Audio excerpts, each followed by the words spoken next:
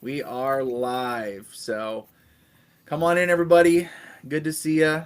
Introduce yourself, say hi, comment in the chat. We will respond on video or in the chat, depending on what you got to say. And if I don't like what you got to say, I'll ban you. But that's okay. No, I was kidding. I don't think I've banned anybody yet. Been tempted a couple times. A couple guys. Dennis Sizen, yeah, if you could pop in, buddy. I don't know about you sometimes, but no. Welcome, everybody. Today's topic will be States of Siege style games, but in the meantime, as usual, just a little introduction and say hi, everybody. So, I'm Wayne Hansen. This is my channel, and I'm here with Judd Vance, of course, solitaire game guru over here. And, I come from cold Minnesota. I think it's cold everywhere right now in the U.S., but right now it is very cold. I think it's in the 30s today. I was seeing on the weather, they were saying maybe snow in a week or two, which is now, back in the day, probably normal, but nowadays is not normal. So we'll see. We'll see if it actually happens, though. You know how that goes. But Judd, what's the weather like there? It's still probably cold there too, huh? It's Pretty much supposed to cold get everywhere. like 50 today for the K-State game up in Manhattan. So we've been cold mornings, warm, up near 60 during the days. But Jeez, yeah, we we haven't had got that. the nice freeze part finally took care of that ragweed. So I'm not sitting there going coughing and my voice all strained out. I'm getting rid of that. Yeah, my Yeah. nasty cough I've had for like 3 weeks just finally went away. So, um, who do we got? Morning, everybody. Who do we got here? We got Jeff Edwards. Morning, everybody. Morning, Jeff. Mr. Big Gun 624. Mr. Biggin or Biggin. Mr. Biggin. Good morning.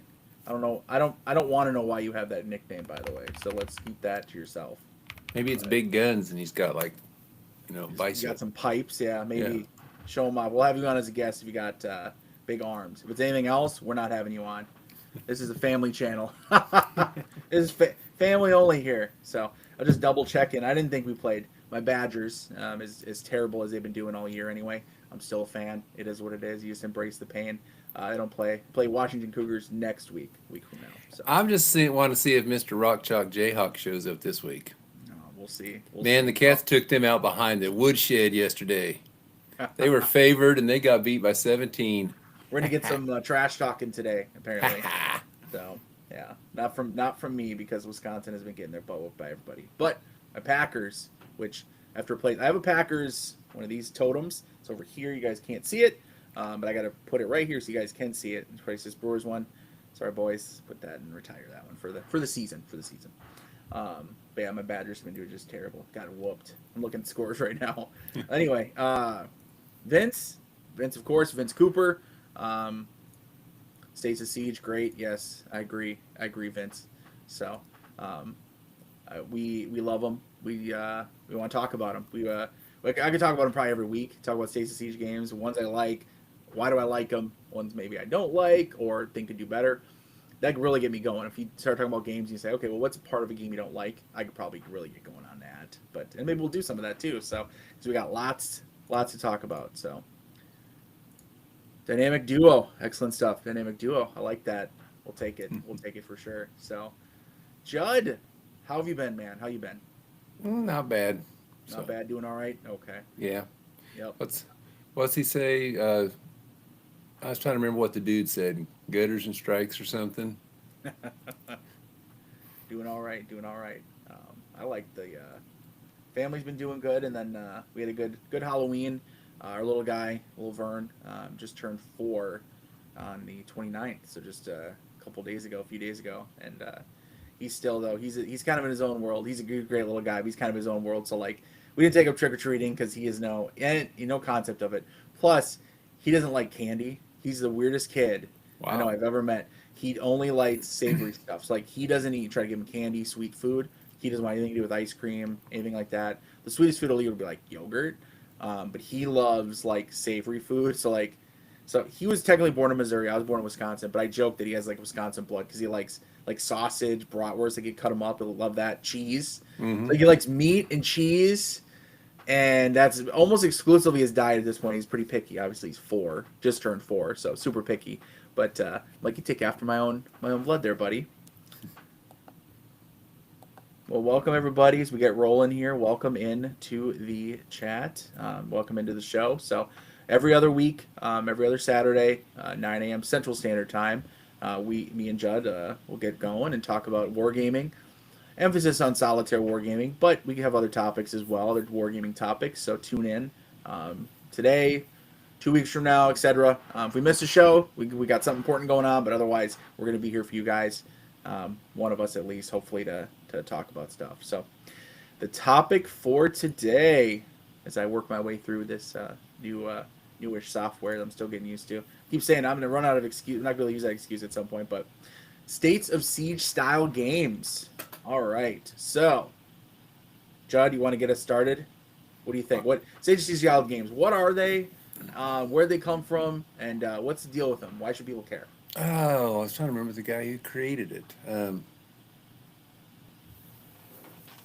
Just a second. Judd probably has the game, by the way, folks. So if you No, but I have one of his games. there There it is. Soviet Dawn. I know he's designed that. I'm just blanking on his name.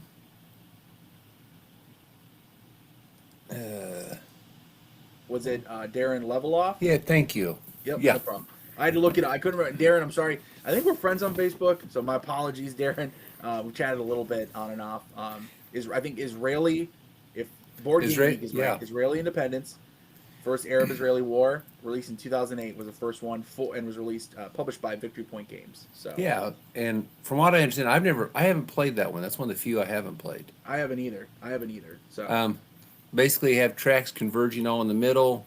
You have cards that tell you which tracks to activate, and then they have a number on each track, and you got to roll against that to push them back. So it's kind of a press your luck. It tells you you get so many attacks back at them, and then as it started evolving, there started being resource tracks, and you could lose that way, and just it ends up with this whole menu of ways to spend points. I think Steve Carey brought the resource thing in with the We Must Tell the Emperor. okay. And Much sought after and hard to find. Which Judd was before I'll the show show. that off. Judd was trying to show that off and impress me, and it did. It did impress me, and I was a little jealous. But that's I got a okay. boxed edition. You're like, how? I made my box. He made his own box edition. Yeah, I'll show you. It's cool. Yeah, grab it up. I would love to just get my hands on this game. I'm not going to pay aftermarket prices, but oh, look at that. There we go. Look at that box edition, custom box edition. I don't know who this Omega is. I got that thing like 2011 down at the Oklahoma City Wargame store. They just had That's boxes, and I made one for this, and I had the original Malta Besiege too. So, but yeah, I thought I needed a better way to protect the insides. So, this is probably a little more familiar to people. Yeah, wait a second. Oh, there we go. There we go. Oh, there we go. The Yeah, folio, and Yep. then I've learned that with the little tiny die, put them in a bag or you'll lose them. Oh, yeah, that little tiny one they Yeah. came with originally. But I don't need to try to shove everything in that Ziploc. So I keep my counter separate, my map separate. There's the expansion, and sleeved my cards, and keep them separate. So yeah, it just keeps it all protected. Well, at So- this point with this game, with that game, like you got to like sleeve and protect as much as you can because I don't know if there's ever going to be another edition. Yeah, I don't know the details. I think it was something like another company, maybe like overseas, like maybe in Japan, licensed it, but then maybe has like full like they must have like rights to it everywhere, not just in they must not just in Japan or Asia, but America, Europe as well. Otherwise, I'd be surprised that if it hasn't been redone by Worthington wouldn't want to because Worthington.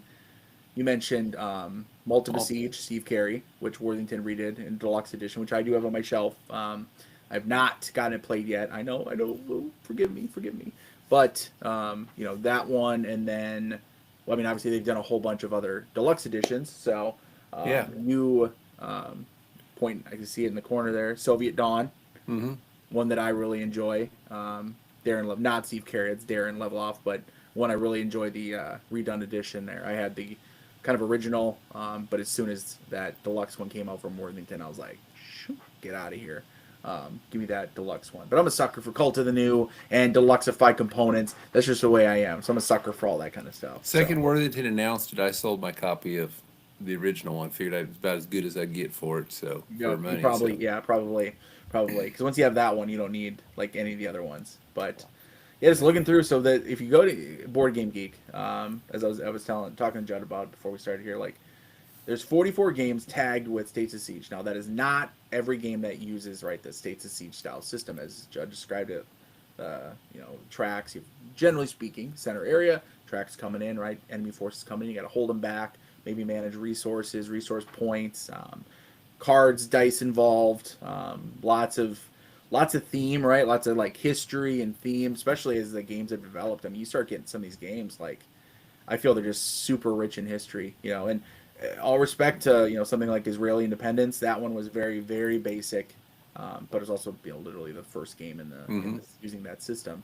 So kudos to that one. It paved the way for now we have some fantastic games that have been released using States of Siege officially or unofficially style systems. So, um, Judd, what do you what was your first one? Did you say already? What was your first one you think you played? I was trying to. Okay, there's what I have and what I played.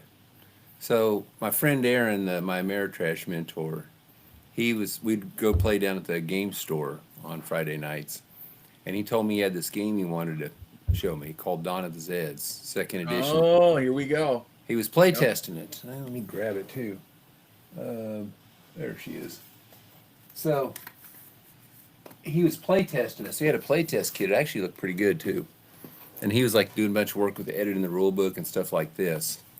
And it was funny because I got done with the first, flipped the first card, told me what to do, who to activate, got my actions. Then I said, okay, your turn. He goes, no, this is a solitaire game. I said, you sure you want to play this? Watch me play a solitaire game? He goes, yeah, I want to see how it works for you. So you never played it. And this is the crazy part. I won. That is not an easy game to win. No, no. Pickles the I mean, dog kept those zombies pinned on one track. was that the first one, the first Dawn of the Zeds, or was that a Now later this was edition? second edition. Second edition. Sorry. Okay. Yeah. I mean, all of them. I think basically all of them. I haven't played all the editions, but as far as I've seen from everybody, they're all difficult. And whenever I experienced, so I had the third edition. It was a little too much for me. Like it was too much going on. Yeah. But super hard. Like I was like, I can't win this game. These zombies are eating me out. Like I can't not win this game. But it's such a fun theme and system.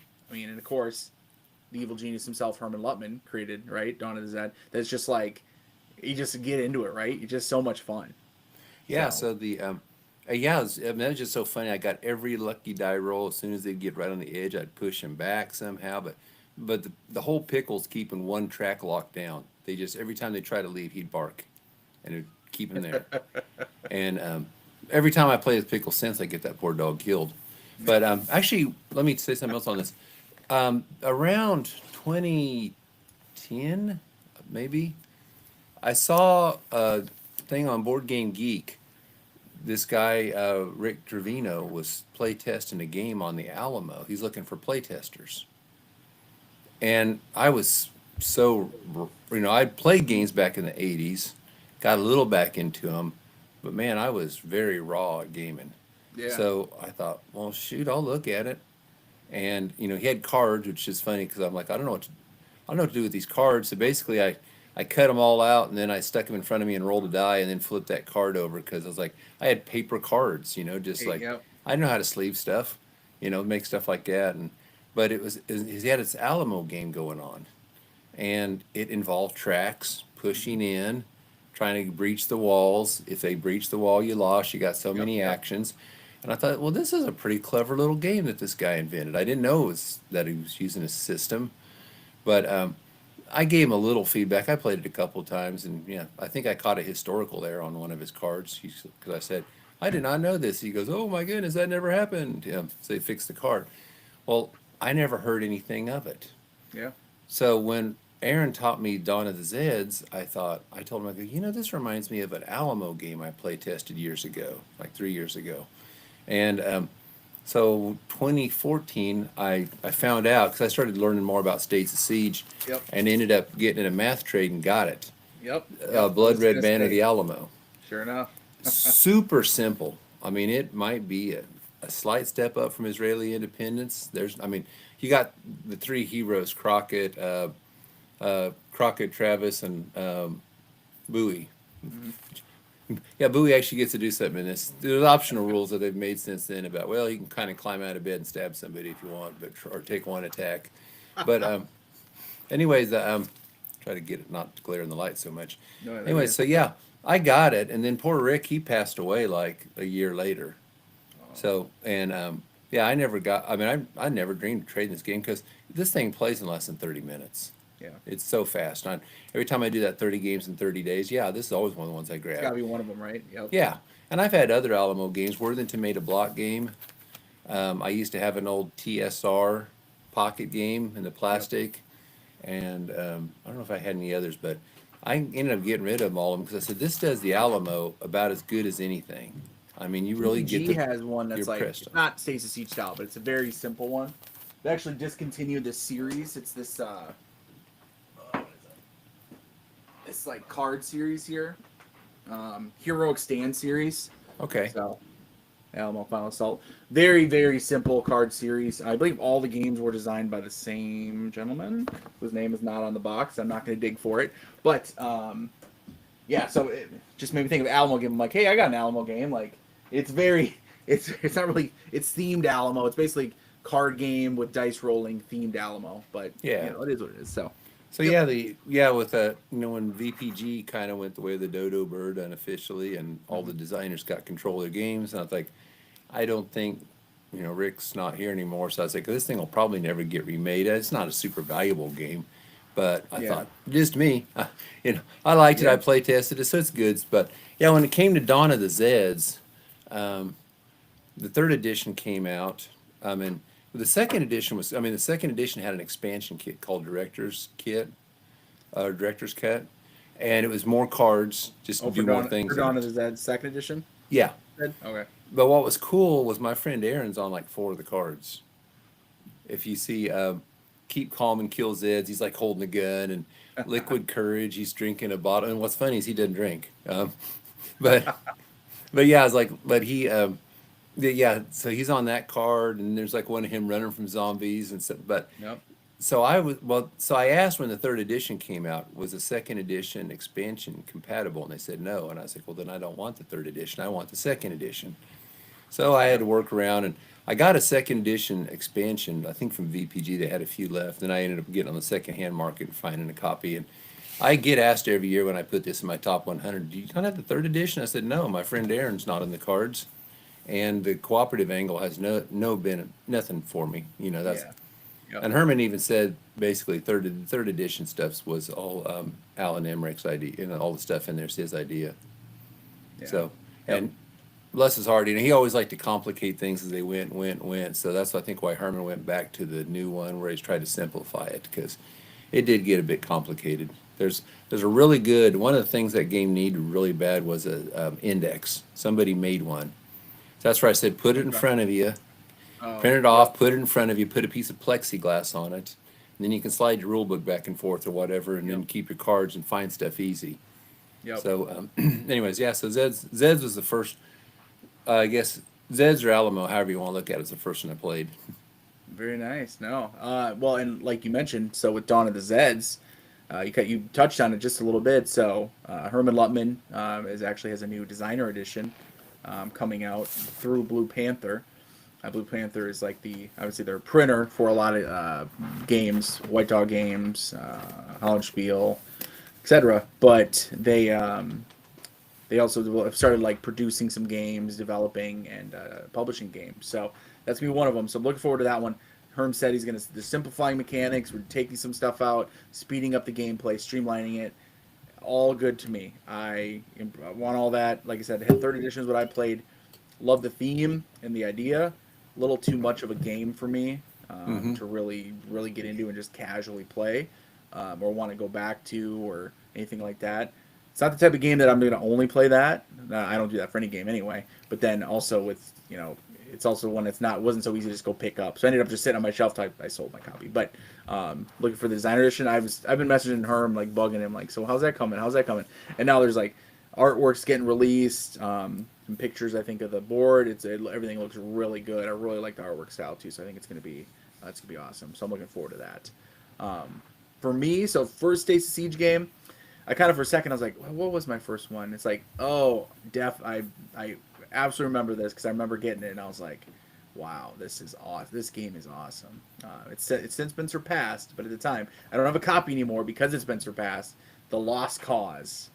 So that was my first one. That was one where when I got into wargaming, and we've already had a little talk about that, but seeing solitaire games, solitaire design games, I'm like, well, there's games like war games that are designed for solitaire play. Oh wow! And then you start kind of checking things out, researching, hearing from people, and it's like, oh, there's a States of Siege system is geared towards solitaire players. And there was still, but even when I got into the hobby, there was already other games, other systems, but like States of Siege was still, I feel like, a really, really big one.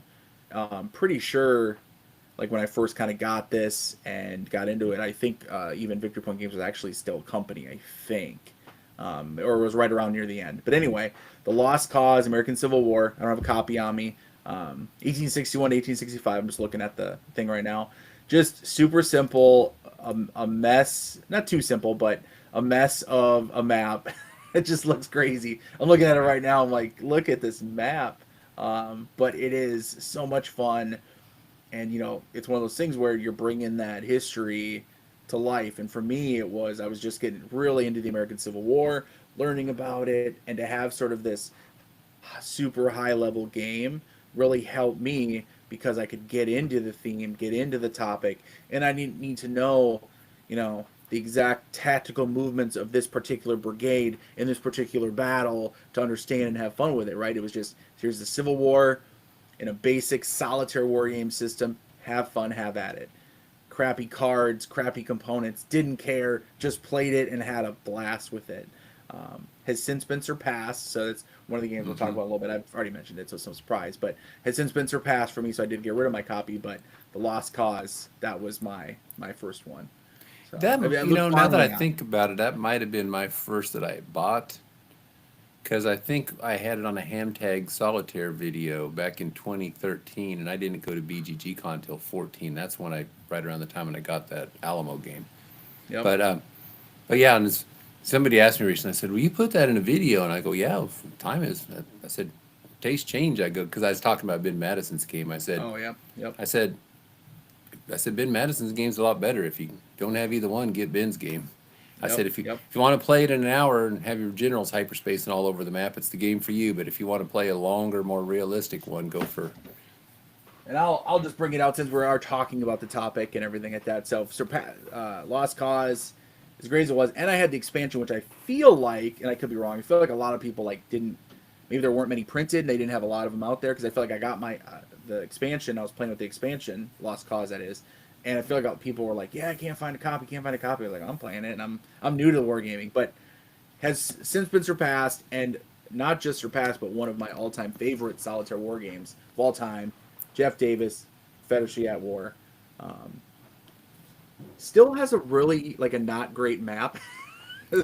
Sorry, Arben Madison, love you, man, but some of your maps and stuff, it's just like, what is going on here? This is just a bunch of stuff thrown on a board, just so it sticks. But the gameplay, obviously, still got the topic, the theme, good and bad. What an amazing and just rich history there. Again, good and bad, but just the game covers so much of it, and you just get into it. And again, yeah, that map is still a mess. It's better than a Lost Cause map.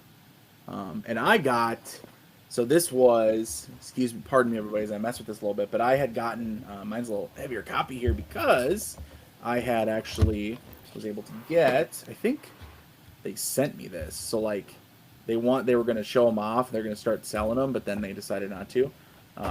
This is just half of it. So puzzle, mounted map for it. So this is just half the map or whatever. This isn't custom made. It's from White Dog Games. But they were going to do, them and Blue Panther were going to do these mounted maps that were the Jigsaw, which is, VPG had the Jigsaw, whatever, but it was much smaller style. So this one, these would connect together, and you would have sort of a mounted map, which is it's really cool looking actually. I like it. I do like it. What can I say? I'm a sucker for it.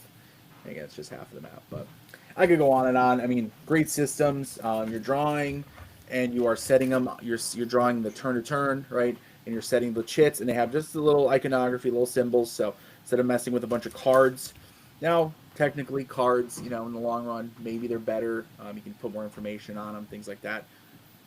But you know, some history. You can have like flavor text and all that stuff. But there's something about the chits when you're like drawing them and placing them, and they have, you know, the little, well, this is I got lead, little generals and stuff, but placing it with little dice, which areas are activating. You know, checking, you're running through, you're working your way clockwise through each of the chits for each of the turns. Just works really well. Great system, and yeah, it's an old timer for me. What can I say? Jeff Davis, Confederacy of War, one of my favorite States of Siege, one of my favorite Arbor Madison games, one of my favorite solitaire war games of all time. Yeah, my copy had a canvas map. Oh, I nice. tried to get Okay. them out, and they Yep. said, "Oh, we do canvas." So the only thing, the canvas ain't going to fit in the box, Yeah. and Yep. so I just have a spot where I just lay them all flat to, you know, lay them over in the corner, and because I almost get.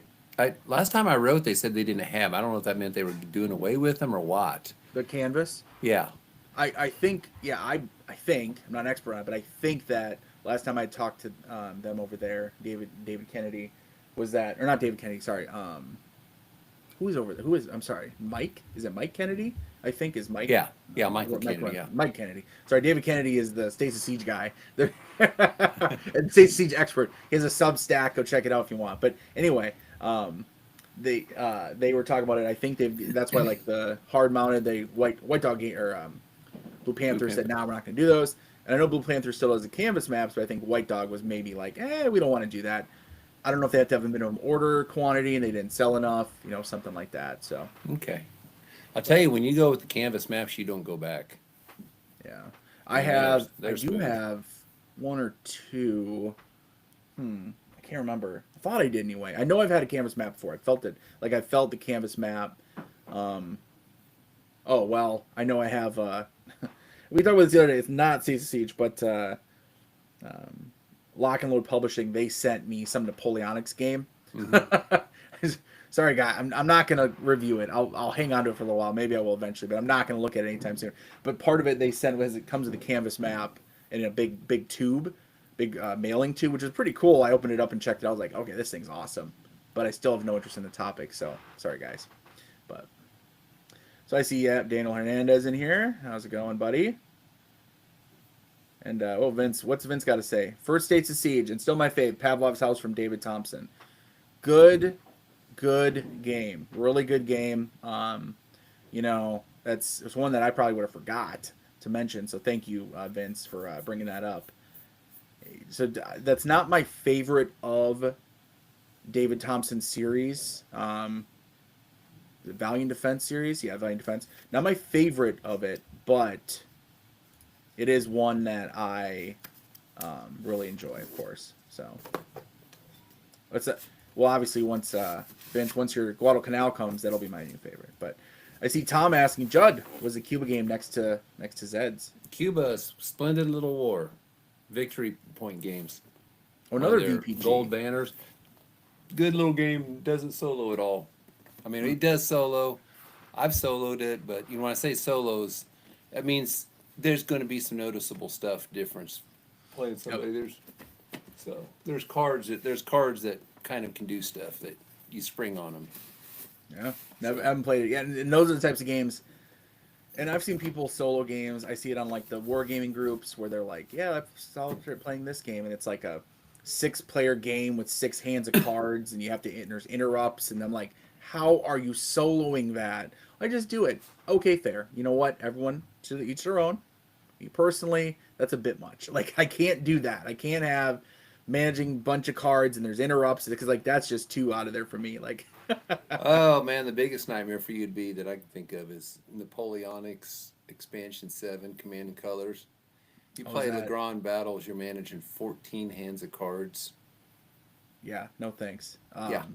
And it took like a week to play a scenario, but let me tell you, that shot that game to number like 1 or 2 on my list of top 100 that year. I kept saying that is a blast. Yeah. It's just a lot. But yeah, those are I sort them by publisher. Those are my 4 Victory Point games. So, I mean, I have other ones over there, but the large box ones, those are the 4 I have. So Daniel Hernandez, enjoying the narrative from Cruel Necessity, States of Siege, a good balance between game playability and history. So I can talk. I could talk about this one too. This is one of my favorites for States of Siege. I don't have a copy anymore. I don't know why. I can't find it. I guess I got rid of it. So I will say, in my defense, between, as I've already talked, I think on the show and to Judd before, between us moving, we moved a couple times from Missouri. And then I have I have my man cave, which is super great for me. I'm very blessed to have it. There's not a lot of extra space down here. It's like a finished room in the basement.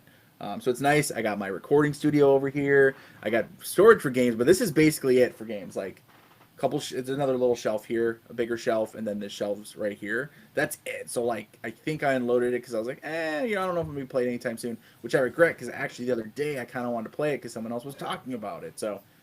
Cruel Necessity. Judd, you want to talk about it first, or Oh my! What do you think about Cruel Necessity?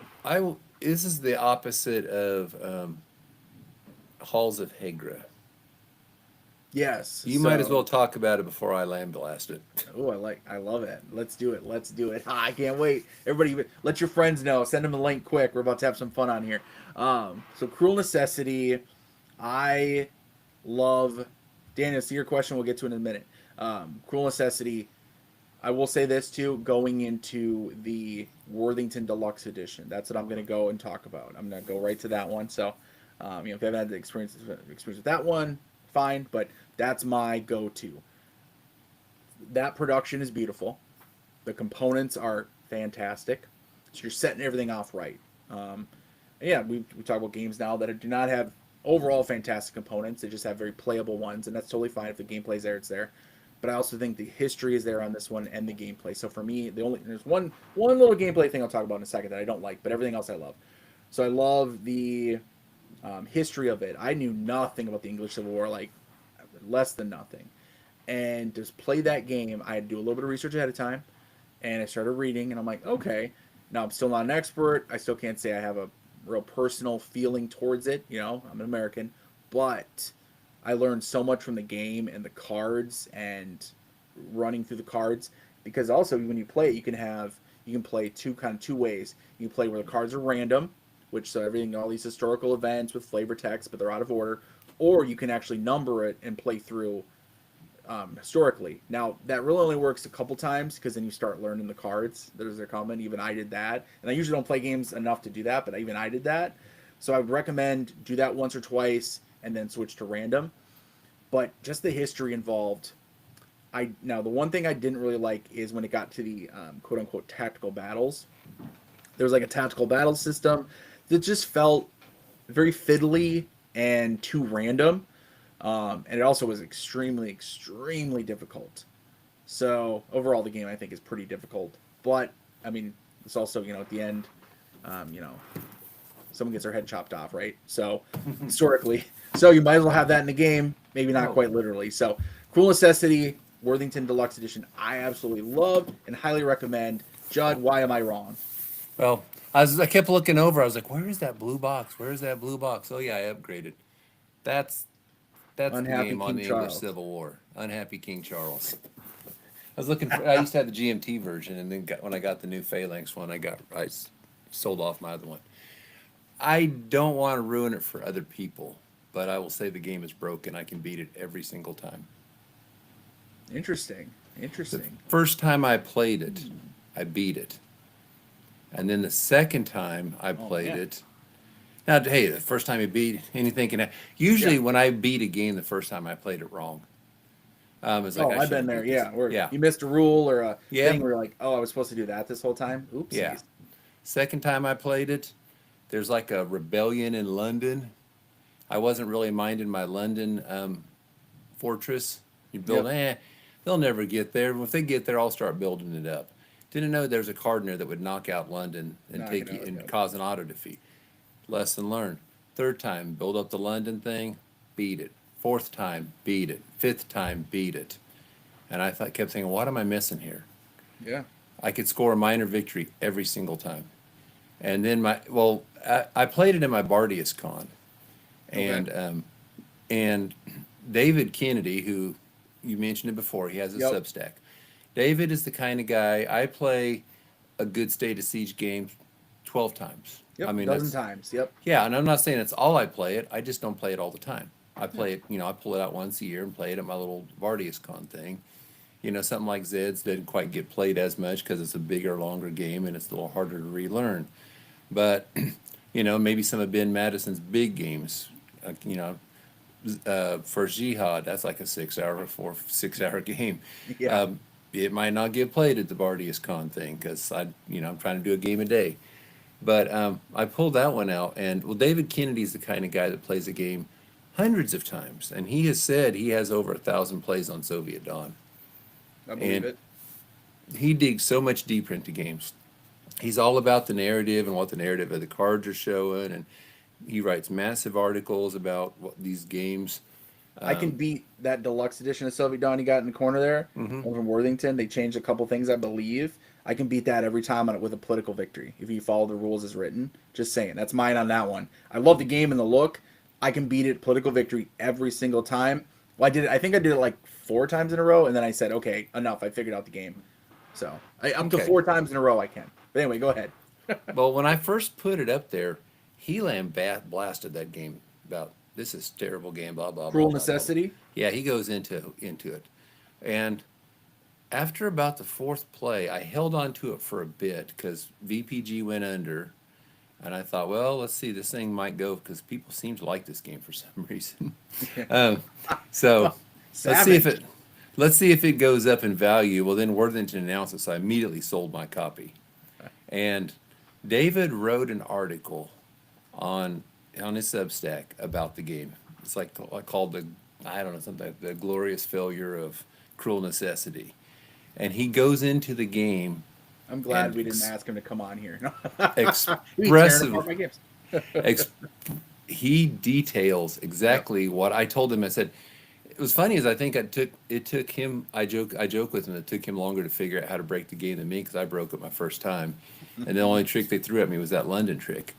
But we both figured out the same way how to beat that game every single time, and it just blows my mind. Going through all the subsections of it. Wes Yeah. Ernie was heavily involved with that game. Wes from First Jihad and a bunch of Ben Madison games. Yep. Dude's a brilliant developer. Him and Arben Madison together are like Yeah. a super combo team for I call sure. him the Lennon McCartney of solo wargaming. Um, but About yeah, the same level, maybe slightly. yeah. So, I mean, if you ever want to see what Wes does for a game, look at Kaiser Krieg and then look at Global War Yep. because Wes wasn't involved with Kaiser Krieg and Oh, I Global didn't know Wars. that. I didn't know that. Yeah, Global War's a much better game. Yep. Um, We'll talk about that one a little bit later.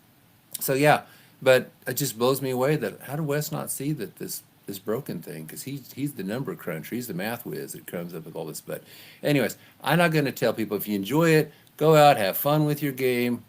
I'm just going to say the game's broken, and if you want to know how to break the game, you can go find out. It's not like on BGG. It's like people talk about the Halifax Hammer, which, by the way, has been beaten since then. People have figured Yeah. out how to beat the hammer. But yeah, it's just like I scored like 4 out of 5 minor victories, and it's like I can do this all day. I can't score a major victory every time, but I can Yeah. score a victory every time. So, Fair enough. anyways, that to me was the worst of the State of Siege games because it's broken. Well, if you figured out if you broken or if it is broken or you figured out why it's broken or how it's broken, then yeah, I mean for you it'll be ruined, right? I mean, Yep. simple as that. It could be great in other ways. It could have great new edition of great graphics and components, but if you have figured out a way to beat the game 99% of the time or every time or whatever, yeah, it makes sense. Like I'll give you credit. I have not, so I've loved it. Now it does make me want to get a copy again and like play it and try. Like I'll at this point I would get. I don't even have it like I said right now. I'll get another copy. I'll look into it and read exactly how to do it. I'll go over to his Substack or wherever I can find, and I'll dig in and I'll try to do that. If 'Cause you want to know, I'm I'll tell you when curious. the video's over. Which is Okay. you and I'll me. listen. Well, It's real we'll save easy how to that break the game. special bonus. Just sorry guys, you guys don't get to hear this. Hey, We'll you have get to a go see couple- David's Substack if you want to see it. And David is so much more verbose and detailed Oh, than I David ever Kennedy. was. David Kennedy has helped him some development and playtesting on some Stage of Siege games back in the day. Yeah. Still very, very just. He is like probably the most knowledgeable, analytical person when it comes to this type of game. So go ahead and check out his Substack. I don't have a link to it handy, but If you're on Facebook, go to Solitaire Wargames. He's always You'll talking find him. about it there. You'll find him. If you're on Twitter, I think his handle is SOS Bunker. Yeah. If you Yep. look me up, look at the people who follow me, I follow or whatever, you'll see him in there. But my name's just my name. So, but yeah, he's all over the place. But yeah, he does a really good job with the Substack. I mean, he really goes into detail. I've not played Empires in America. I owned it at one point. Yep, I had that. Was it second edition? I think. It's so packed in. Yeah. Did you have the? I had a box. They had a Ziploc, and then they made a deluxe edition. I had that deluxe boxed one. I never played it, and I got rid of it. Probably, and I remember getting rid of it, and like I don't know if I traded away or for something like. And here's the deal: it's not clearly it's all about money. But like I got rid of it. I remember looking at literally. I feel like 6 months later, I was like, ooh. I saw someone recommend it. I was like, I want to play this game. I want to get it, and it was like twice as much money, or the equivalent value was like twice as much. I'm like, I'm not spending $90 on that thing. Like, I got it for like 35. What's that? I got it for like 35 new back then. Who knows? Yeah, and I don't even know what it is now, but who knows? But it was Miranda, Joe Miranda. I don't know if you know him or not. He designs a zillion games. Oh yeah, of course. Sadly, most of them are seems to be totally undeveloped. Makes those magazine ones at Decision Games. But when he worked with Alan Emmerich, who when Emmerich was on, he was a great developer. David always said he got kind of strung himself because David used to work for VPG, strung too thin and didn't put all the efforts. So some of the games, Caesar XL and stuff, had some messed up stuff in it. So, anyways, Miranda did 2 games with them. Okay. And his contribution to State of Siege was cool. I don't know if he's played Zulus on the Ramparts. I have not played that one. No. Oh, dude. No. Is that a good My friend one? Aaron had to work hard to get one, but yeah. If you can get either copy, the Ziploc or this. But yeah, the Miranda brought in the, what do they call those? Tableaus. Stupid Joe, great to see you, buddy. Yeah. He brought the tableau to the game. And normally tableau is a dirty word. Yes, Eurogamers do. That's tableaus. it's like a Eurogamer mechanic, right? Yeah. We don't want. Which, speaking of which, we're going to talk about that shortly. In someone's comment, it's not. You mentioned the comment there. Not to call you out, Jeff. It's not a States of Siege game. It actually has more of a Eurogamer mechanic, but it's a great game. We'll talk about it in a minute. Go ahead. Which Joe. one? Which one? Oh, so yeah, just jump ahead a little bit. So Jeff says my first 2 States of Siege games were Castle Eider, which is the Valiant Defense series, right? David Thompson, and In Magnificent Style, both fun to play. Yeah. Jeff, not to call you out, because whatever, who cares? But In Magnificent Style is not a States of Siege game. It's not even close to States of Siege, but it is an amazing game. Absolutely love it. It's one of my favorite war games of all time. It does have a name. I forget what it was because he made version again. Like not Vorlons paved the way. I forget what it was. Something paved the way. It's a space game, and then he did one on Point de Hook or whatever you call it in Normandy. Yeah. So they're push your luck style game. Yeah. So it's not it's not any sort of like, I mean, there's aisles, but they're not tracks in any sort of States of Siege sense, right? It's very much a push your luck game. So you have in Magnificent Style, you're making Pickett's Charge, right? So then you're pushing up, and I'm talking about this game, but like going off topic here, but it's just not States of Siege. We'll save it for another day because it's one of my favorite solitaire war games of all time. Go up one comment above his, because I saw that a long time ago. And here we go. Daniel, yep. You have to pick one only. Ottoman, I'll talk about it in a little bit. David Kennedy and me always go round and round and round and round about this, which is funny because I've played Ottoman like 12 times. I played the other one like 4 and got rid of it. I even combined the 2 games, and I said all Habsburg did is make Ottoman less fun. It's just a joy suck. Tom, that's a whole video. We're not going to do all of it. There's going to be some more of his games mentioned, but we're not going to do just his because we could go on and on. Basically, look at his whole catalog, find a theme you like, and then buy that. You'll probably be okay. And if you hate it, you'll be able to sell it or trade it to somebody else. There you go. Answered your question. So yeah, the Joe Miranda games, Zulus, and the thing, He brought the tableau in, but he didn't make it like a Euro tableau where I'm Yep. scoring 5 pink cards for 3 victory points, and with all that weird nerd stuff. Yep. But no, he did a really cool thing, especially in Zulus, where you can play a card, and if it's in the tableau, then you can use it and use that officer for his abilities because the cards Right. are officers. Oh, But nice. the only thing about Empires in America, Yep. it's a long, long game. Oh, You is it? better sleeve those cards. Bart and I had a whole debate about sleeving cards. Bart's like, go buy 3 copies of the game. I'm like, I don't have shelf space. Yeah. But Yeah.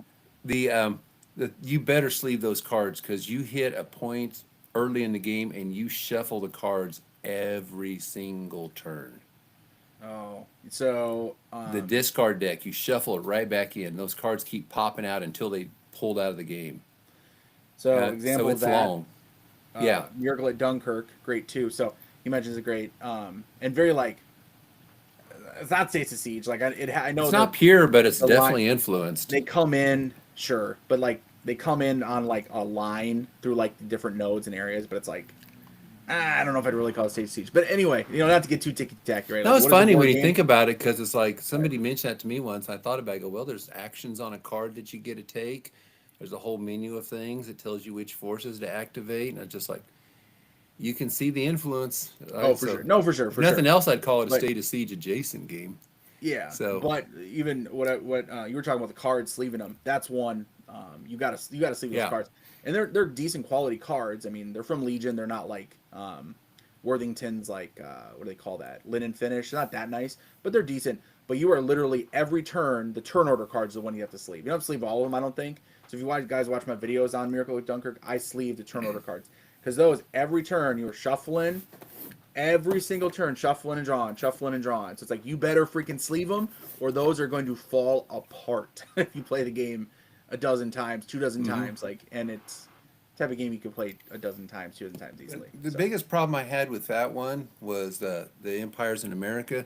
I mean, it's fun. It's got. I mean, the combat system is unlike anything you've ever seen in any State of Siege game. I mean, generals are taken into account.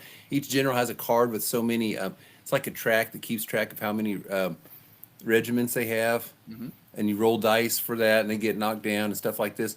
Was it's the Montcalm Wolf Amherst problem. If Wolf and Amherst come out early, you're dead. If Montcalm comes out early and those two come out late, you won. yep, And they have tried so many ways to nerf that thing because Montcalm's a juggernaut. But once, but once Wolf and Amherst come, I think it's Amherst. Yeah, yeah. Once they come out, they can neutralize them. But if they come out, your other generals can't stand up against those two. yeah. And so that's been a problem. And I know Emmerich got on and tried to come up with some rules to nerf it and stuff like this. And I don't know. I just haven't been able to make it work. But when it works, it's a blast. When it doesn't work, it's a bummer because you're sitting there just dealing with this game, and you Well, see my Wolf feelings. pop out Like, early, and it's like, oh, I'm dead. yep, my feelings. Is those, things where that's too much luck, right? And that's not. There's no player agency there. It's just like, and that's I talked about earlier with or the other week with when I went on my rant about Halls of Hegra. And I couldn't believe it was ranked so high with people is because of the whole drawing from the bag. It's all luck, and if you draw poorly, unluckily, there's no skill involved. If you draw too many purple discs to start with, you're done. You will not win the game. You might as well start over. And I don't like that, right? Like I like at least give me the feeling, give me the illusion that I'm in control of my army and there's going to be random events, there's going to be bad die rolls. I'm okay with all that. But give me the feeling, the illusion. So when you have something like you were talking about where certain thing comes out early, you're good, or late, good. I don't like that, right? So I would definitely can see why you'd want to work on fixing something like that because it's not a good feeling as a player, right? Yeah. So Since we got the man here, it'd be good to ask him. mhm. Um, Mark, well, so were you involved with the play testing of We Must Tell the Emperor? Because I want to say when I first got that game, I saw who was play testing. I was like, holy cow, this is like a who's who. Because I thought Charles Vassy was on it. Just quite a few names I yeah, recognized. yeah, And the cool thing on my friend Rob, he plays Stays the Siege game. He didn't care for Emperor. And he said his beef with it was he'll never lose in the first act. They call them epochs. yeah. You can, which I've clowned David Kennedy before because he gives me a hard time all the time for not going for the knockout victory. Which the knockout victory requires you to spend a bunch of oil and like roll a six, and it's Oh, he's good. just you got to have them backed all the way up, which is tough enough to get the Americans backed up to Hawaii, and then there you go. Okay, um, okay, that's cool. I thought so. The But if you play normally, I usually try to play the game to get to the end. I tried the knockout thing once just to get David off my back, and it failed miserably. Yeah. Because you got to knock out like three of the forces completely off the map, and the next time they activate, they're coming back on. Yep. So you're trying to save your oil and push him back, and you got to push him back because if you push this guy off the map before you can push this guy all the way back to get the shot, this guy's back on. So you got to kind of push them all back and then knock out. But Japan is very strong in the first act, as they should be. But if you play the game to go the distance, but that's my friend Rob's problem because you'll never lose the first act. You probably shouldn't lose in the second. It's going to come down to the third. Well, the expansion created a scenario where here, set it up, play the third act, use only these cards. So if you want to play a Yep. shorter game, it's not a long game, but it plays out. They do the hedgehog strategy. They go out a bit and then they start watching it all crumble in. You're trying to hold up. So I love the history in it and the battles where you can try to risk the battle. It's like you're going to lose this much, or you can basically spend one of your actions and try to get a better result. Could be better, could be worse, could be the same. Um, Sounds but like a it's great game. I wish I wish I could buy one. Hey Steve, why don't you do what you got to do to get it? I don't think control of the it. Japanese company has the. Yeah. Um, Yeah, it'll fall bad because you've spent so much resources to try to knock them out. Um, the So but yeah. yeah, um, I don't think it's the Japanese company. I don't know what it is. I thought maybe he wasn't happy with Worthington. I know the story why he wasn't with Victory Point Games, and I'm not at freedom to share that one. Um, but but I was hoping that I was like, hey, I got to thinking today. I was taking a shower before I come down. I go, Steve's working with Revolution a lot on these Hmm. blind sword games. He seems to like them. Yeah. They don't really do cards, but they did one time. They had that game on the Afghan Soviet battle. Um, I was like, wonder if he'd be interested in doing it with Revolution. But Yeah. I don't know. I want to see that game because every time I throw that up on my list of 30 games in 30 days or my top 100 people, I was like, I want that game so bad. I think a lot of us solitaire wargamers would love to get access to a copy. Obviously, there's some stuff going on behind the scenes that don't know about. But I'll I'll give say you a this: few tips for things I learned for my, if my, you run into it. When I yeah. got Malta besieged, somebody put it on an auction. Now, the only thing holding it back was he laminated his board. So the true snobs are, oh, it's not pure. I'm like, it's a copy of, because Malta was even harder to get than Emperor. And when I did it, it was an auction. And this one guy put $10, because they're always trying to be as cheap as they can. Another guy put $11, and I put 25. Then the next guy, it waited like 3 days, and he put 26, and I said 50. I was just, I was just letting him know I want Oh, this game, and you better be ready to spend some money because I'm going no. high. Well, I'd sold Ambush for $50, and I said, well, let's see if I can flip Ambush into We Must Tell the Emperor, and he backed off, and I jumped on it, got my copy. Um, so when you do those, if you do auctions and you see something like that, get really aggressive, and it scares a lot of people off. The other one was when I got We Must Tell the Emperor. I got it at a BGG flea market thing where you get on and agree. Got it for $39, which was those games were Yeah. going for like 20 back then, so that was a little bit of money. Then right afterwards, somebody put up the game in the expansion for like 60, and I said, I'm not paying. I already just got a copy of the game. Boy, that's stupid thinking. Because I thought I'll just get the expansion. The expansion's out of print. People Yeah. don't part with their expansion. They part with Just the both, expansion. Yeah. or they part with that they either have the game, but they're not parting with just an expansion unless you went out and offered a ridiculous amount of money. Yep. I worked and worked and worked at that thing for like 6, 7 years trying. I finally found a guy that had the game for used, and he had I don't remember if he had it. If you trying to sell the pair or whatever, But I bought the expansion. It cost me like $65 just to get the expansion, which is like 8 cards and a piece of paper and a little counter sheet. Yeah. And I learned what I should have done was bought that other copy and then sold off my other one. I'm called to the new though. I don't want to buy. I'm not going to spend $80, $100, 120 on some old game now at this point. I want a new edition. So Steve, get on it. Yeah, I told The other thing I people was if gonna you want a mention- copy of that and the expansion Yeah, is probably going to yeah. cost you 130. And I Mark, said just to go I back want on to that. pay what it he for was saying. that. Just keep holding out and Mark was mentioning here being a play tester on the game. You guys talked about it already, but Mhm. I was going to jump in. Is that Steve Carey? And I imagine I know like I love Steve. I've talked to him a bunch on email.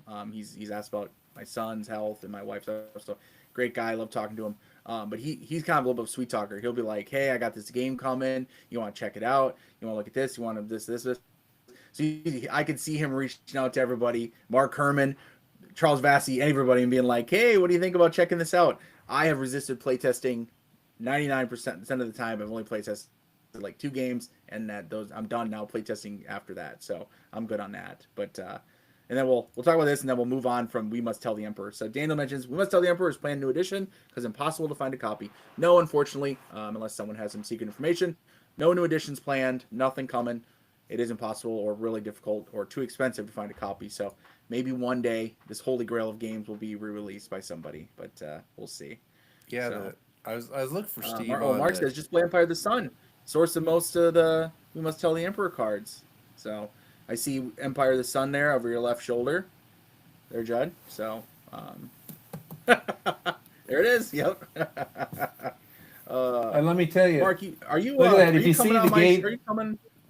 the game box is not won't So, close all the I way won't even because of show all the the way.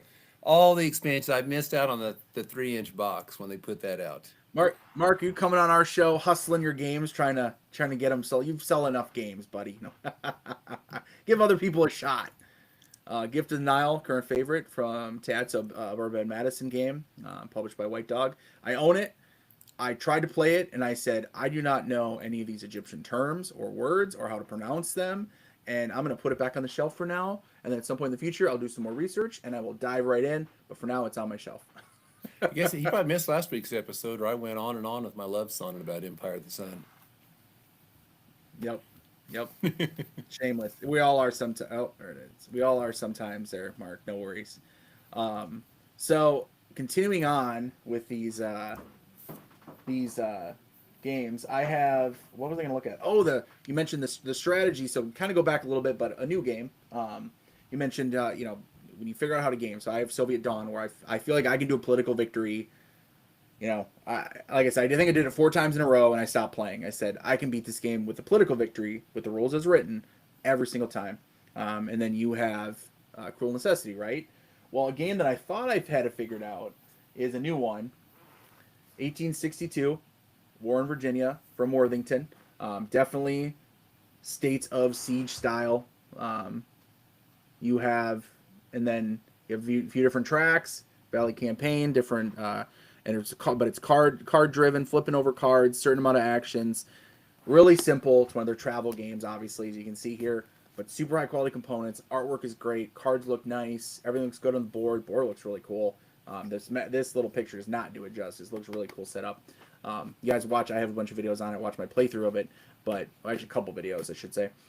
But I had beat the game by making a play for Washington D.C., stacking I think Lee and or using the Stonewall Jackson card, which gives you a +1 in your rolls because you have to roll above a 6 on a d6 to take Washington D.C., which with a d6 unless you have modifiers, and that's where you get either Lee or Stonewall Jackson card. I think it was Stonewall Jackson card. Tried it. I played it myself. I was like, boom, I got it. Because what you can do is you have a certain number of attacks per turn. So say a card will say, hey, you have 2 Confederate attacks per turn, or on that turn.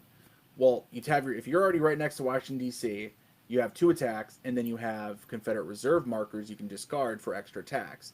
You may have 2 or more of those. So say you even have just the 2 that you start with. That's 4 attacks you could make. 4 chances to roll. You'd have to roll a 6, and then with your modifiers get over the 6, right?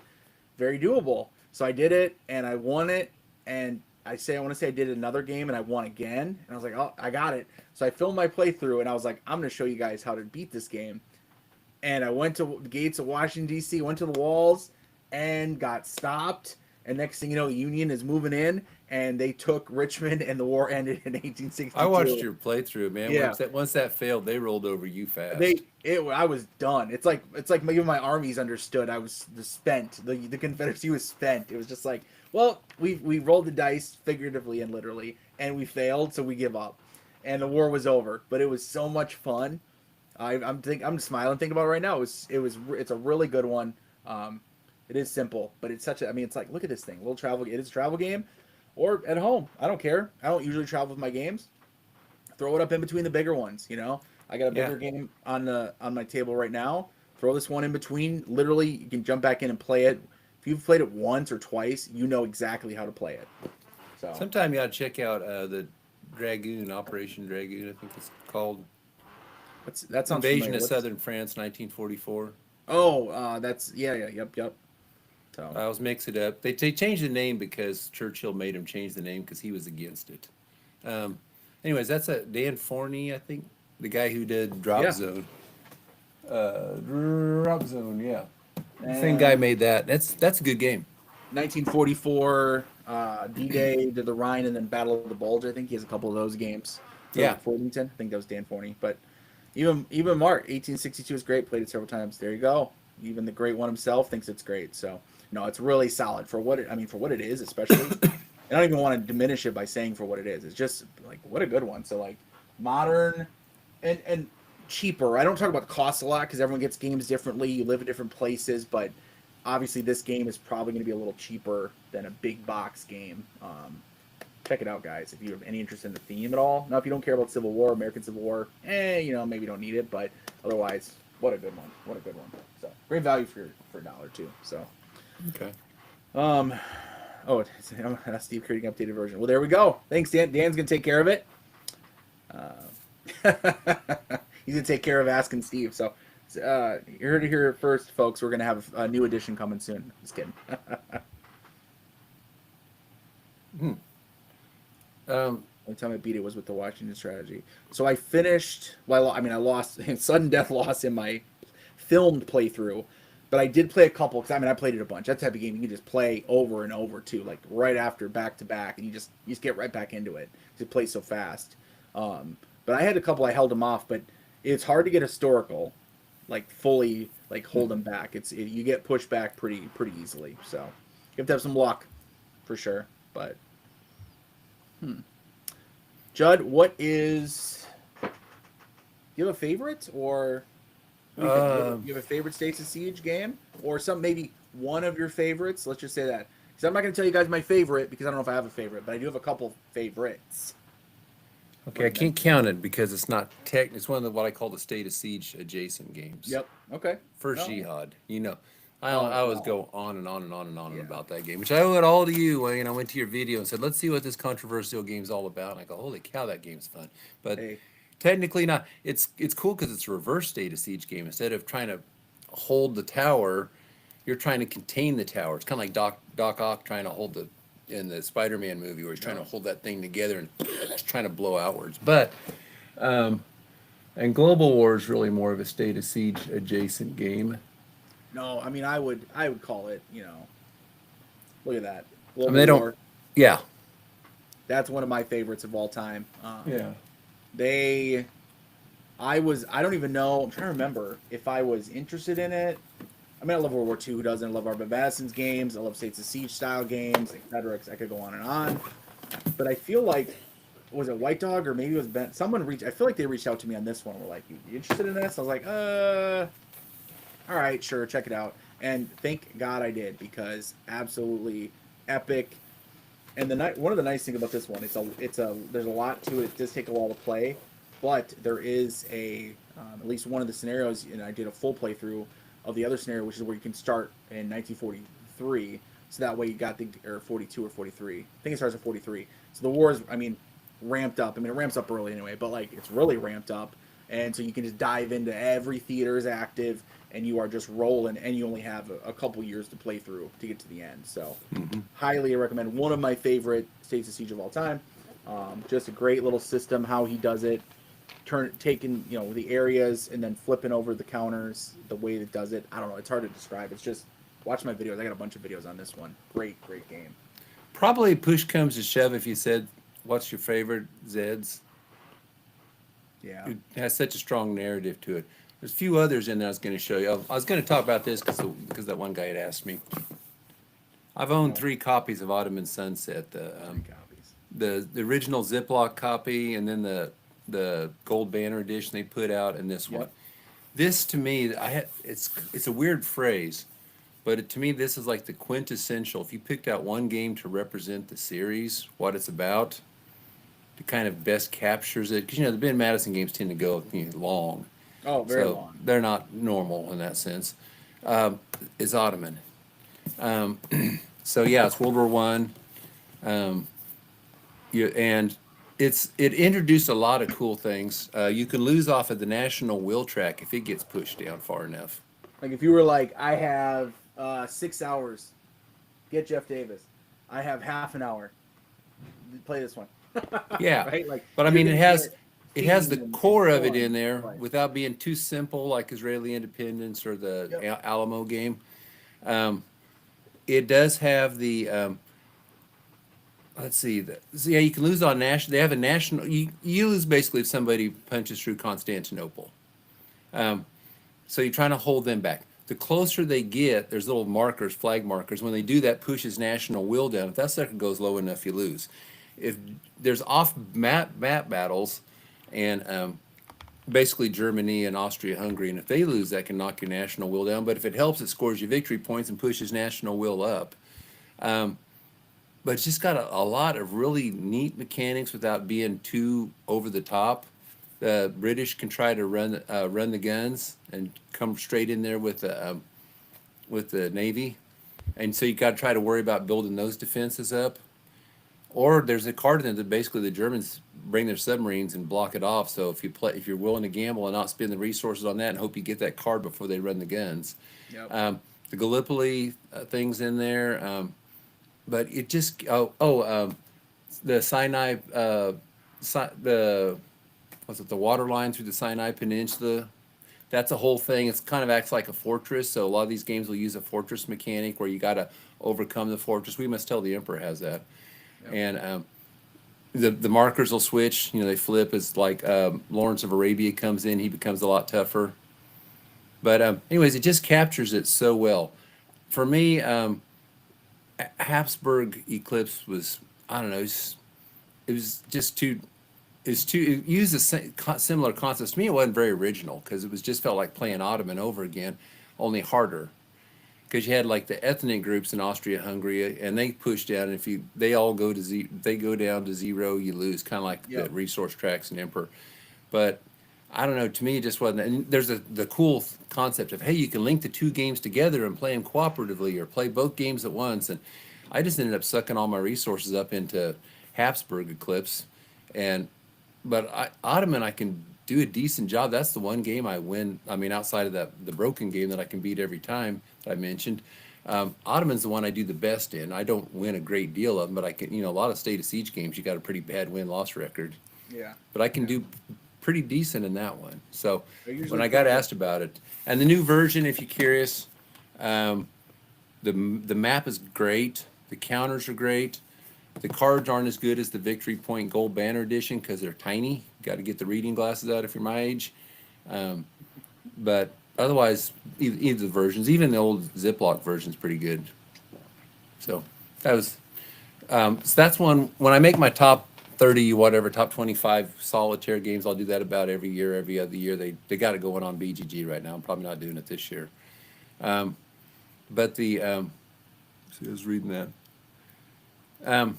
The Ottoman always kind of makes it in the middle. Zeds is really high. Zulus is in there. This is another one that makes it a lot. This is a crazy game. Have you heard of it? Yes. I had it, and I went, nah, and got rid of it. Before, I don't even think I cracked the shrink on it. I said, nah. Oh, dude. I've been trying to play this. I got to pull out the Jesus Jones song. That song back then about the fall of the wall and all that, Yeah. all the changes in Europe. I got to play that to get in the mood. And I'm sitting there reading the cards, and I lived these cards. This was cool. I was in college when all that So, stuff was going on. not at all States of Siege, but Fulcrum Leader. So getting into like Soviet. I've been playing this, and I got a bunch of videos coming.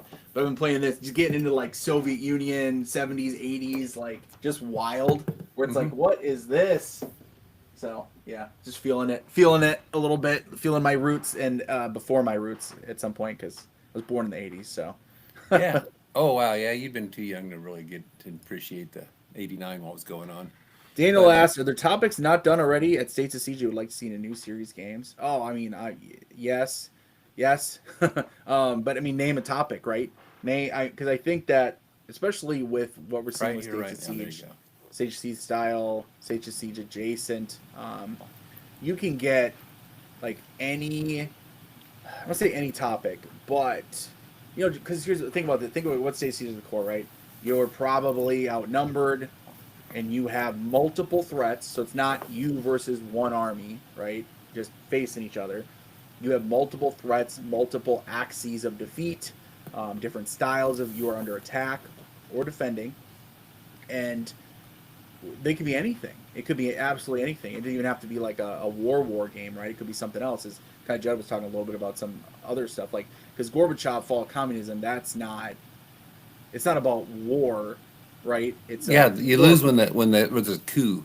There's a coup, But right? So it's a historical game, which obviously we play historical games all the time. It's history and war, but sometimes just more history based, less of the war. So yeah, there. I mean, like any topic. I know, come a cop out answer there, Daniel, but it's just what can I say? There's just any topic that involves, I think, the feeling of maybe you're going to be overwhelmed and you have to try to hold off multiple attacks from different something in a physical attacks or something that's influence cultural, it's something taken over. I mean, there's so many topics you could cover, so name a topic and you could probably find a way to make a game on it that's Stage of Siege style. now, what you'd like about this one was this was the game where Ben changed the rules for ending a state of siege game. Before it always been somebody enters the middle and you lose. Then you had the resource tracks that could also go to zero. Yep. But the concept was somebody hits the middle, you're done. You get bad die rolls, they hit the middle, whatever you know. Thanks for stopping by, Mark. But the this was the one that introduced as when they hit the middle, you bounce them back out one spot, and then you go over here to the Politburo, and somebody who used to be on your side is now against you. Yep. And then you roll, and if your 2d6 is less than the number of Politburo members against you, you lose. And you get a free attack, to push back on other spots. But the you probably recognize that because that's Jeff Davis. Yeah. And that, to me, was one of the coolest things Ben come up with because it just took that unlucky win away from you and made him earn it more. Now, there was a time I actually lost in one of those games by rolling a 3. I was like, wow, that's not easy to do with 2d6. He also did it in the third game, and it's very good too, Nubia. Okay. And this is kind of a, if you've played the first Jihad, Yep. if you Nubia's in there, the whole Nubian Empire and how tough Yep. they were. It's also in the mission, how tough those guys are, and those fighters out there said the Nubians were the toughest warriors they ever fought. When you consider, man, what were they going out to India? They were fighting the Orthodox dudes, whatever the Romans ended up calling themselves, and they moved to Constantinople, or what we call them. I guess they still call themselves Byzantines. Yeah. Yeah. Yeah, going through North Africa, they went up to Kazakhstan. All them dudes they fought, and they said those dudes could shoot an arrow through your eye from I don't remember how many meters away or whatever, how many feet away. But they said those dudes were tough. And it's a game where you're playing across hundreds of years, but you're trying to hold the empire together from getting overran. And the Crusades are fixed into it. You can do stuff like marry off princesses to try to gain points, and Lots of similarities to Gorbachev. The difference is Gorbachev only has like 26 cards in it, so it'll play in an hour. Nubia is going to play in about 2. Jeff Davis going to play in about 3.5 or so. Yeah, 4. Jeff Davis is a longer for States of Siege. That'd probably be the one negative of it. Yeah. I'd So say is that it's not a quick States of Siege. When it came out and I started playing it, I was like, well, this isn't like some of these other States of Siege style. Like what I mentioned, my first one, right? Playing Lost Cause, right? It's like Lost Cause. And then I go to play Jeff Davis, and it's like, whoa, this game is awesome. But whoa, this is taking a long time to play. But it's still awesome, so I don't care. yeah.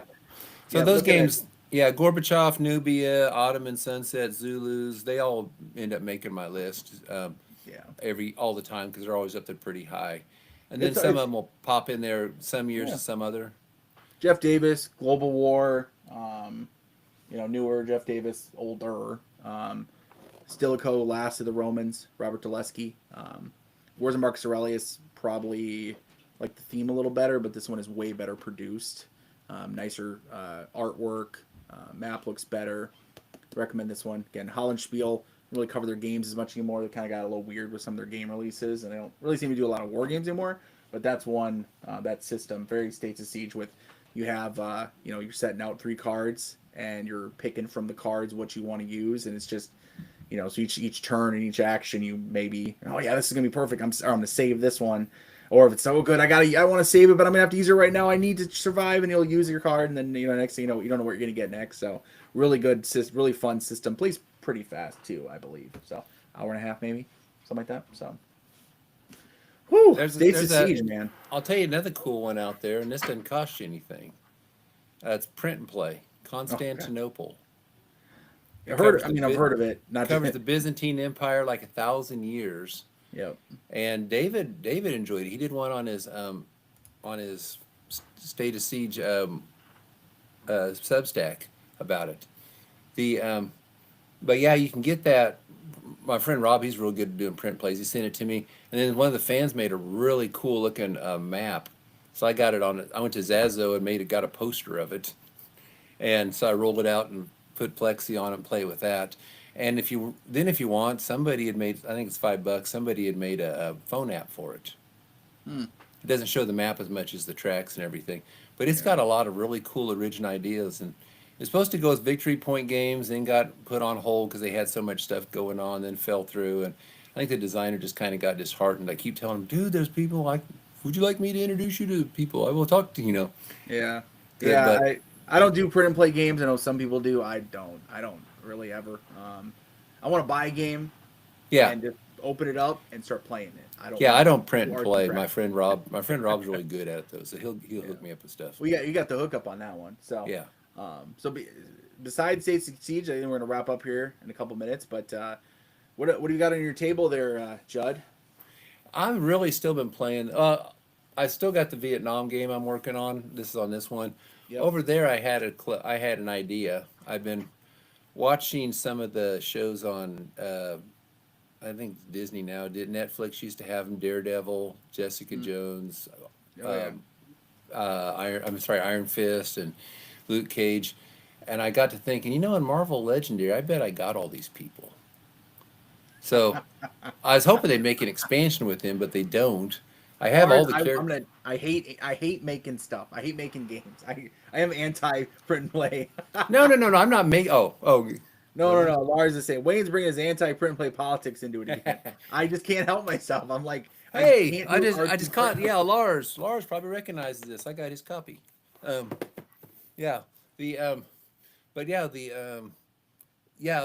Marvel Legendary. You pick out your mastermind and your heroes you want. So I took Daredevil and all these guys and put the Kingpin in there and thought, I'm gonna try it. It might be kind of fun to try that. So plays quickly. So that's kind of set up on my other table. But yeah, I'm still working through the Vietnam stuff, and I'm thinking next week I got a couple days off work. I might give the Nile game a shot. Oh, Gift of the Nile. Yeah. Nope. The Players Aid guys made a playthrough of it. I want to watch somebody play it because I want to see some of the early decisions. You have no idea, is this going to hurt me later on? So if you watch somebody play it, then you can say, yeah, I probably should have done that earlier. So I need to read a book on ancient Egypt, and then it'll help me. That always helps me get kind of in the mood, and then I'll watch a YouTube video or two, and I'll like a documentary. and I'll hear some of these words being pronounced, especially again something like that where it's Urban Madison, great, very historical, but I'm no expert in ancient Egypt, so for me it's like looking at it, it literally is like hieroglyphics. I'm like, what is any of this other than I know there's like beer and grain, but like besides those, obviously, I'm like, what's all this terminology and what are these special things? But Have you played the predecessor to that game that it's based on? Mound Mound Builders, Builders? no. That's another cool Ben Madison. This Ben and Wes both did this one, where you spend the first act, which is really short, expanding your trade empire, and then the 2/3 is watching it come collapse. It's really an economic game. And in the mounds, it was pretty cool. That time I saw you when I come out and saw you, we were Yeah. going to Oh, St. Louis, yeah. and we went right across. I think it's Collinsville, Illinois, across the river. We're staying across the river, and they had one of those mounds where they. I'm sitting there saying, "How'd these guys build a mound that big? You know, they don't have construction equipment. That took a lot of work." You got to give Dennis crap. Um, Anyway, but maybe went in twice. I don't know why I went in twice, but anyway. anyways, it's an economic game. But when you had the mounds, that kind of acts like the fortress, where you got to beat the mound first to advance past it. But it's a really cool economic game. It's definitely different from anything you've ever seen. And basically, your goods will determine, it'll say your actions, you'll have 4 plus this type of good. So, which is what Gift of the Nile has. So that's kind of a second, that's really a follow up to that game. It uses a lot of the same ideas. Too many games to try, Judd. Too many games. But so and remember, I'm cult to the new, so you can't show me an old game and tell me to try it because I won't even think about it. Well, the nice thing about Constantinople, it's fast. It didn't have many cards. Oh, but when I was out there, I brought this game over to the people, and they had that at the park because they have the Cahokia State Park, I think, over in Missouri. And I took it, I showed it to him. I said, there's a board game based on this, and I showed it to him like, this is so cool. And how can we get some copies for our store? And you're like, and this is about the time that VPG was going under because I wrote Alan Emmerich. I said, have you ever thought about working with these parks? Yeah. Because when I was up at Saratoga, they had never heard of the GMT game. Nope.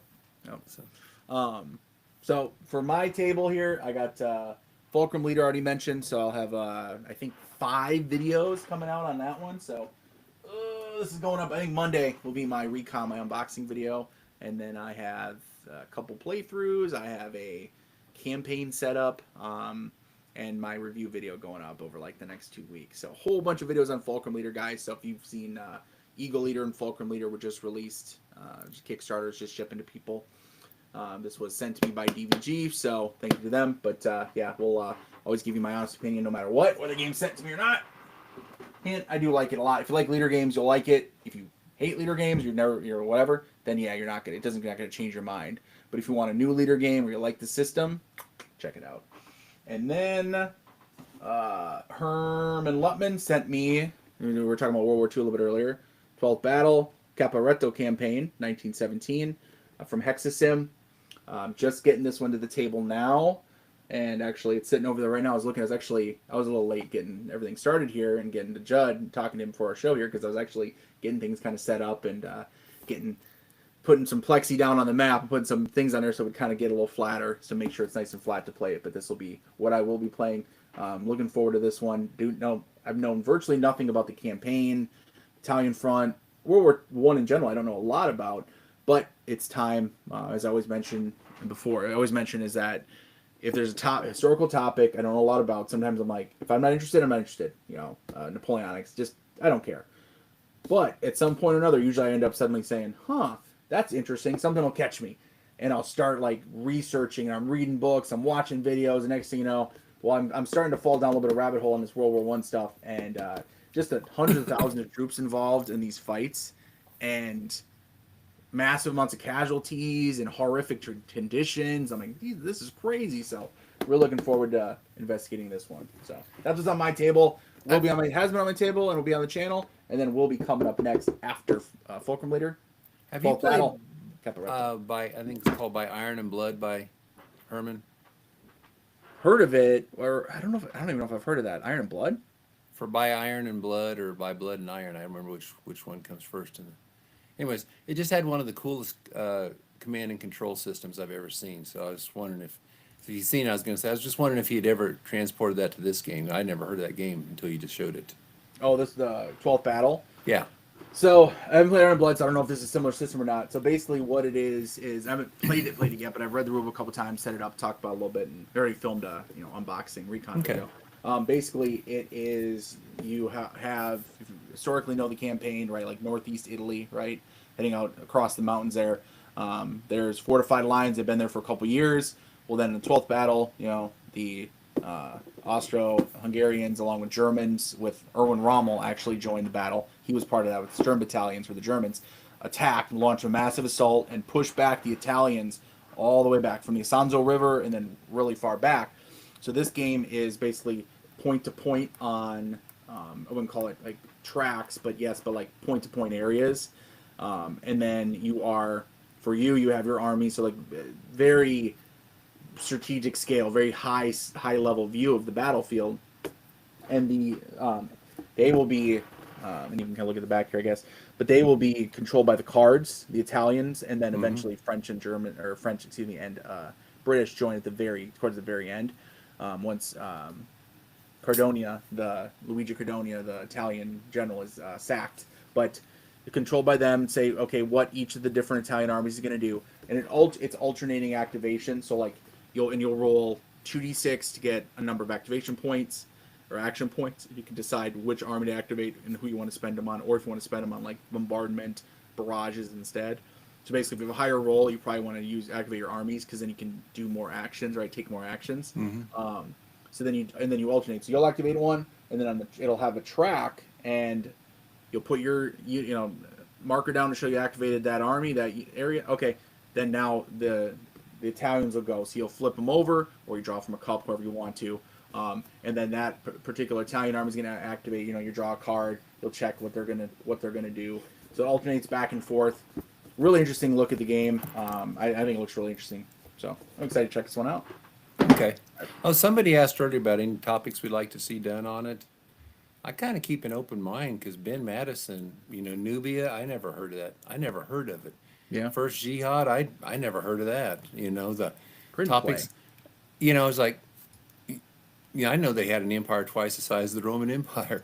So, so his stuff's always really cool to learn about topics. So it's kind of neat. Like, wow, I've never known about this game if he hadn't made this game on it. So, Ottoman Sunset, I wasn't really into that topic. So Yeah. some of these are just really good learning experiences. And, I love to read the cards when I'm going through and all that little card detail on the bottom of the cards to tell you the history.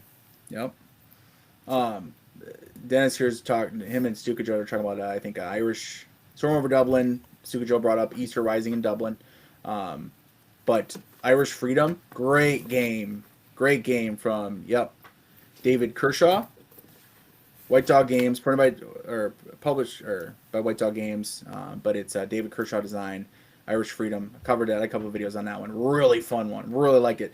Best part about that, and it's not States of Siege, but I really like that one because you're on one side, and then halfway through it flips over, and suddenly if you were too successful in the first half of the game, suddenly in the second half your enemy is now who you were. So it's like, oh crap, they're too strong. So you want to win, keep going into the second half, and the next deck of cards and all that, but you want it to be like you just barely win, basically. Oh, it's a really good one. So I like that one. Yeah, White Dog Games, Irish Freedom, from David Kershaw. And I guess Tom says, Judd, it's by Iron and Blood. I don't know. I don't know what that is. I've never heard of it. But if it was World War One, I haven't really been a World War One. It's not World War One. It's Prussia. This is like 1870s. Okay, so even more. I think it's even more Prussia, outside France. my wheelhouse. Yeah, when it comes to I don't. That's kind of a interest. big blank for me between the Civil War and Teddy absolutely. Roosevelt. It's kind of a big blank for me. Oh, yep. But Herman does a whole lot of stuff in there. Lots of stuff to learn and play. But Yep. all right. Well, I think we're going to wrap up here. Judd, anything else before we sign off for the day? Don Mattingly, that's why I've got my Yankee hat on. He's the coach of the He's one of the Blue Jays coach. I'm cheering for Donnie to get his ring. Yeah, well, I don't. Unless you live in LA, I can't imagine. I feel like a lot of us, even us diehard Americans like myself, feel a little Canadian right now, hoping for the Blue Jays to maybe win one over the Dodgers. Because after my Brewers got knocked out, the Brewers, kicked butt in the regular season. Then we got knocked out without winning a game against the juggernaut Dodgers. I don't really want them to be able to buy a World Series, so gonna have to have the Blue Jays win it. So Yep. go Jays. So all right, well everybody, 2 weeks from today we should be back. Thanks for everybody coming in, chatting with us. Daniel, Tom, Dennis, Jeff, everybody. Stuka Joe, Mark Herman stopped by. You know, here's the deal. We got some legends coming in here, and we even have guys like Dennis showing up. So, you know, we got all different range of people, but we have a great time, and yeah, we'll figure out topics, send in show ideas. You can post comments in the video after it publishes normal. Let everyone know what you guys want to see in the future. Okay, so we're always looking for good topics to talk about. So, all right.